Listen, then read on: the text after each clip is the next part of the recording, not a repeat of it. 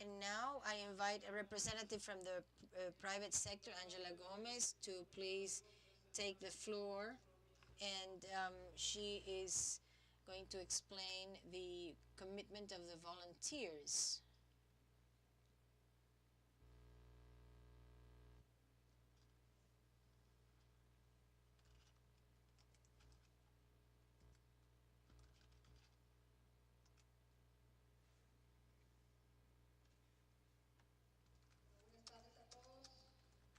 Good afternoon to all.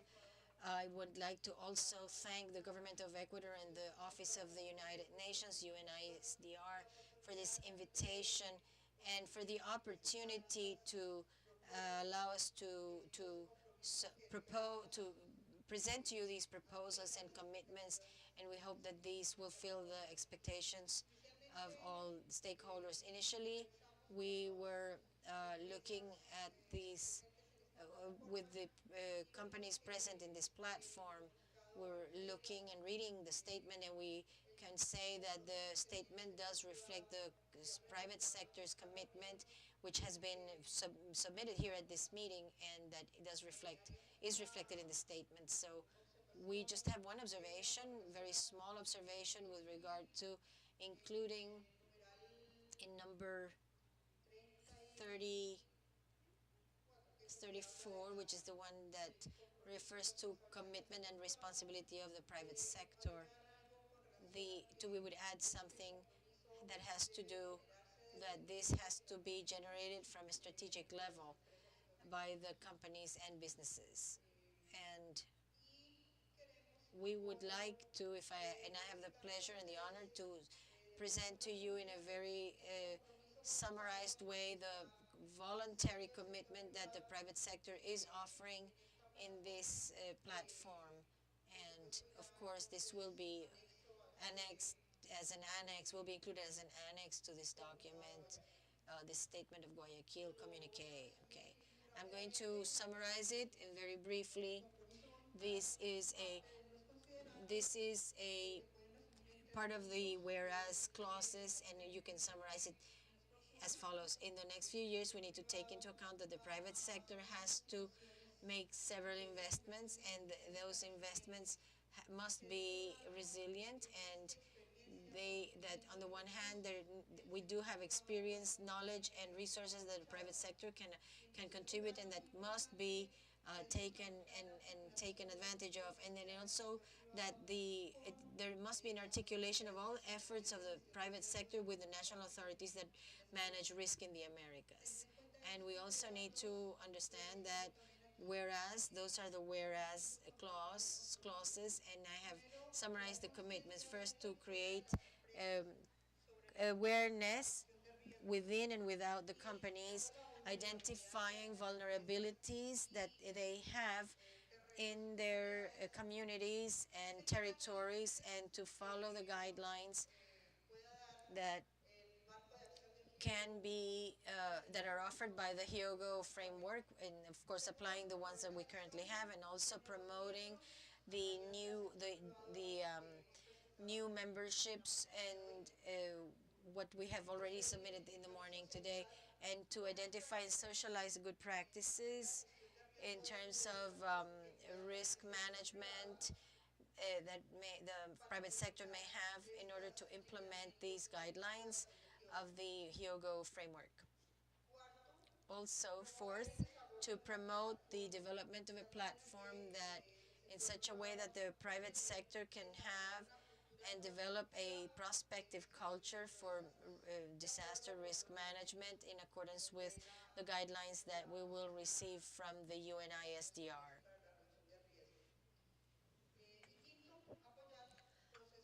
And also to support processes and regulations for implementation programs that in our different countries, so that we can actually strengthen these efforts jointly in terms of risk reduction, disaster risk reduction. And so, of course, these are commitments that we have. We need to verify them, and there are means to verify them.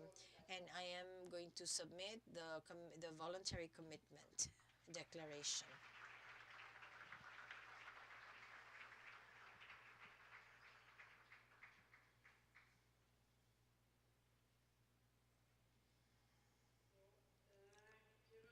I would like to thank the private sector, and I would also, because they have also submitted their voluntary commitment and a declaration there too for next year. And now I would like to invite a representative from the groups of women, Ms. Sandy Schillen here.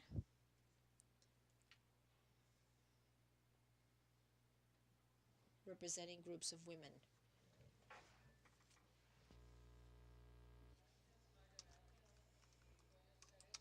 Thank you, Margareta, and good afternoon to all. Because I'm going to speak in English because time is of the essence. Estoy aquí representando grupos de mujeres que trabajan para su empoderamiento y la promoción de la igualdad de género en la región a nivel de niveles locales y globales. Of the Community Practitioner Platform. We have created organizing mechanisms to ensure grassroots women's groups represent their own experiences and priorities in disaster risk reduction fora, and have 15 grassroots leaders here at the platform from 7 countries. Additionally, we led a consensus-building dialogue on gender priorities as a parallel event on day 1, which involved more than 80 people. The Guayaquil draft declaration amplifies important points touching upon our core priorities.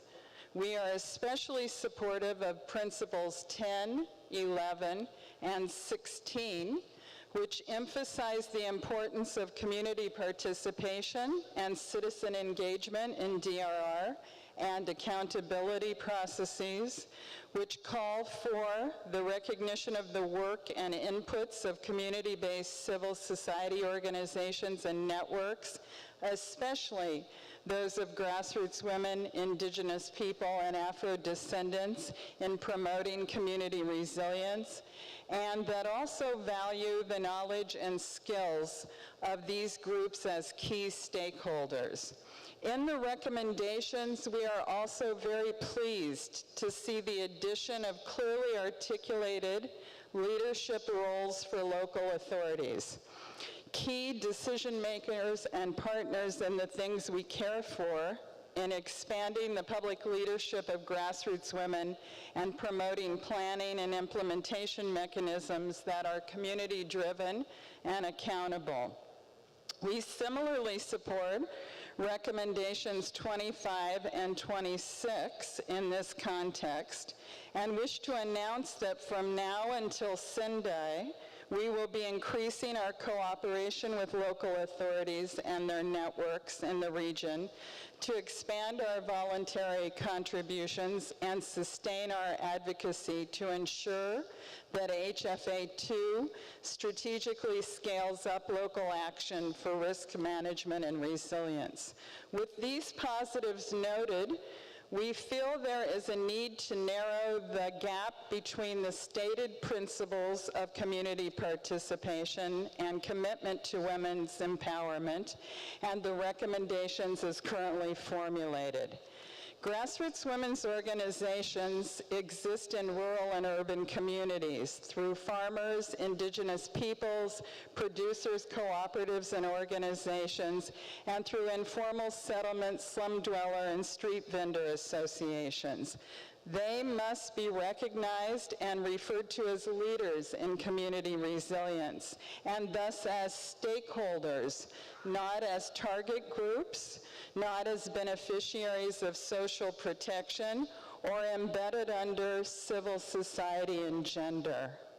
Only in surfacing as protagonists can grassroots women's groups function as a constituency that is focused on formalizing their public roles and partnerships, and in ensuring that public policies are implemented in a way that advance resilient and sustainable development and participatory local governance.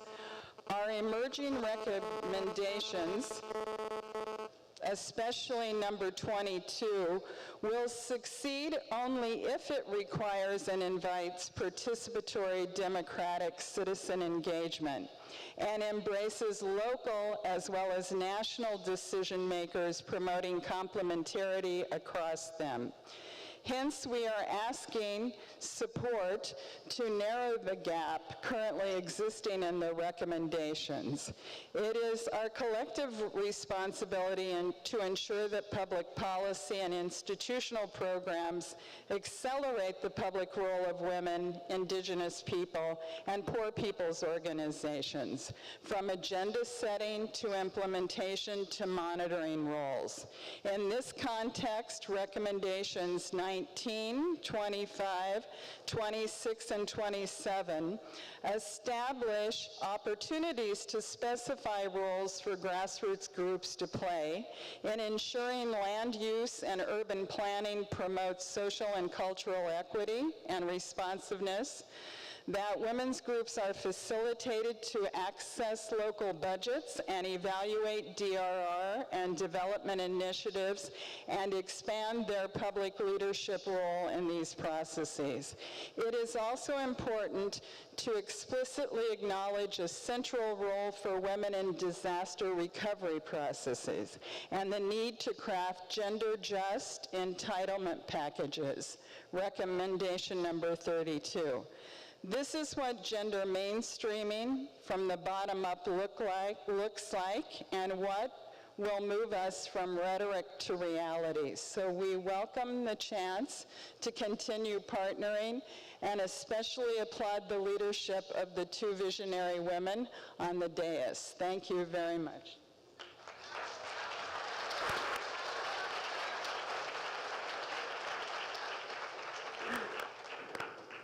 Thank you very much, Sandy, on behalf of the women's community groups, for also your suggestions to have a stronger inclusion of women as a constituency, as an actor.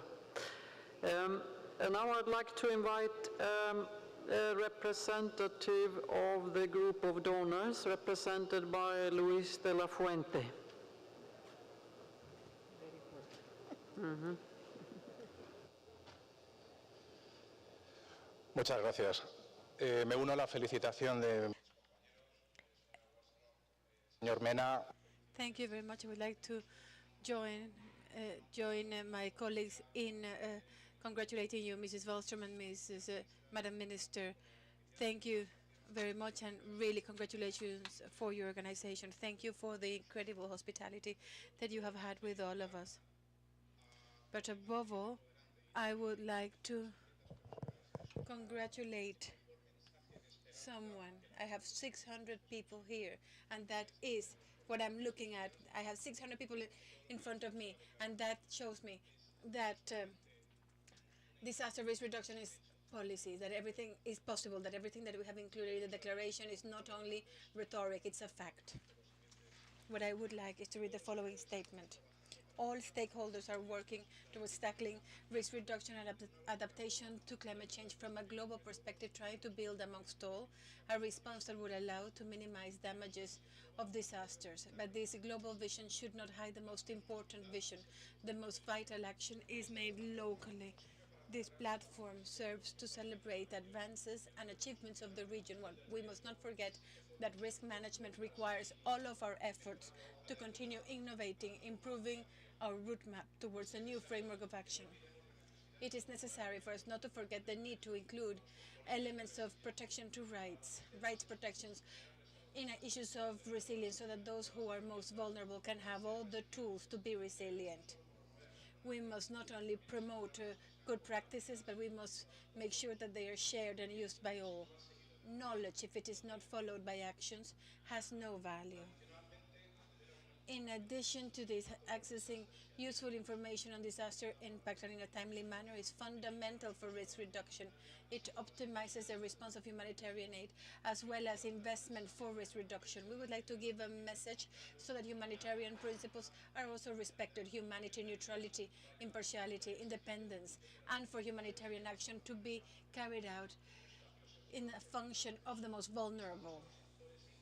We would like to request all stakeholders to to face in a more pronounced manner all of the challenges that we have included in this declaration, and also tackle others like violence, growing urbanization.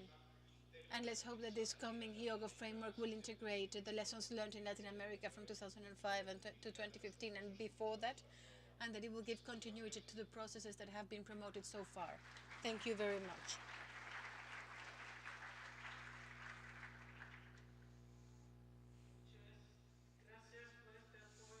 Thank you for the support of the group of partners for development and humanitarian networks.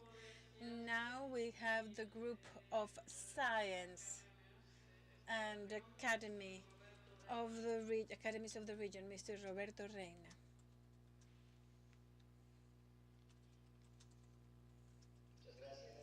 Thank you very much. We would like also to thank Mr. Ricardo Mena, Ms. Margareta Wallström, the Secretary of Risks of Ecuador, for all of the support that we have received that has allowed us to participate here. We also want to support and endorse the Declaration of Guayaquil in all of its items, and we proceed to present, and if you would allow us to give you at the end of our presentation formally what we have considered to be the commitment of academics and scientists of the Americas regarding the platform of Guayaquil. We acknowledge that the objectives for sustainable development will only be reached if disaster risk reduction and climate change adaptation are included in an integrated development plan.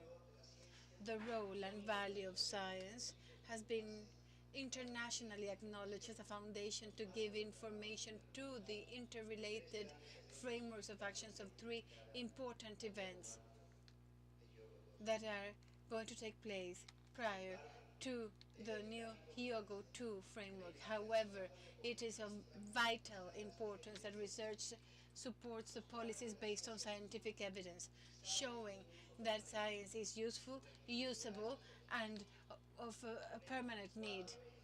To attain this, we propose 4 axes of action for the period post-2015.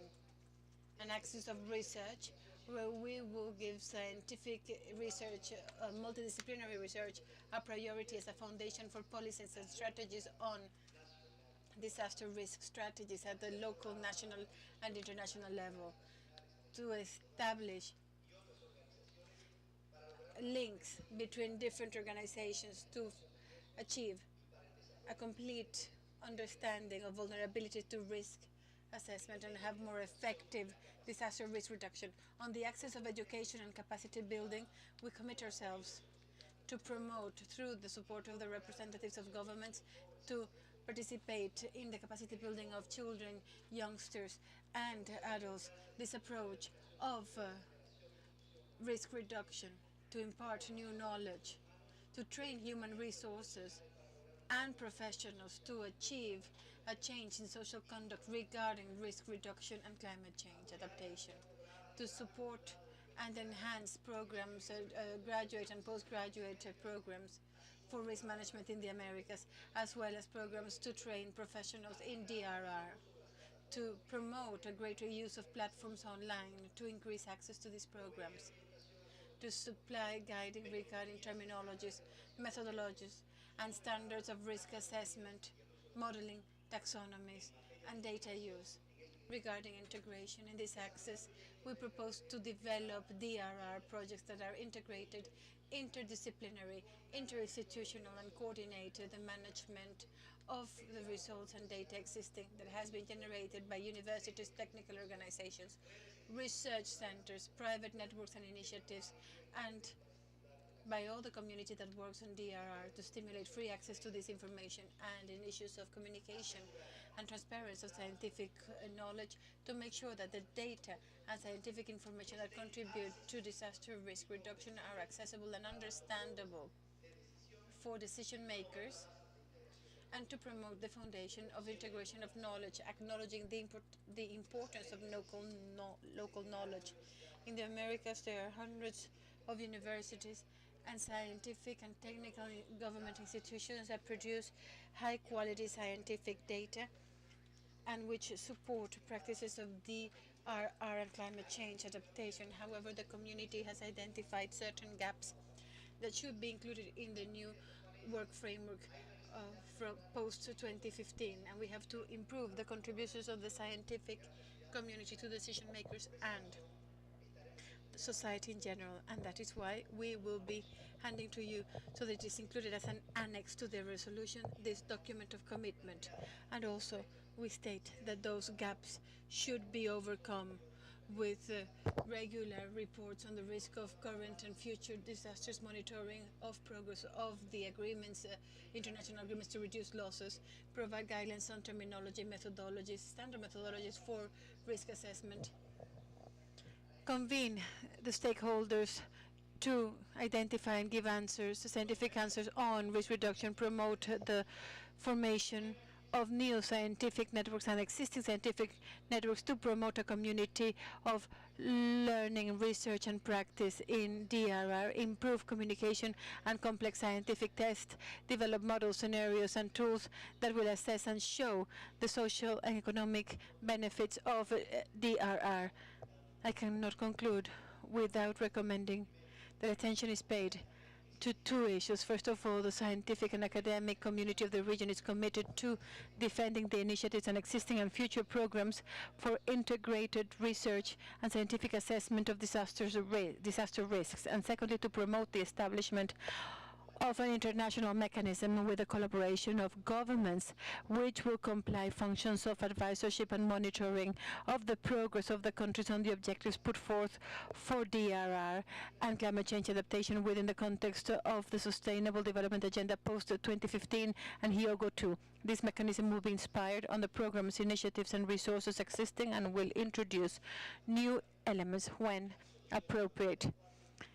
In resolution number 34, we would have liked to have something more than just an expression of desire regarding the creation of the mechanism will be expressed by the governments, and that's why we hope that, as this is a pending task and a commitment in process, that the governments undertake in the future the creation of all of the mechanisms required to have scientific and academic work supporting your work. Thank you very much.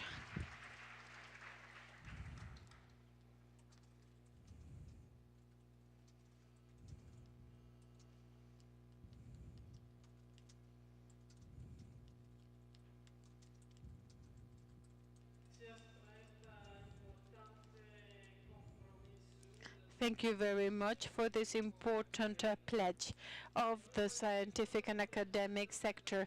Now I would like to invite a representative from the civil society, Mr. Pedro Ferraz.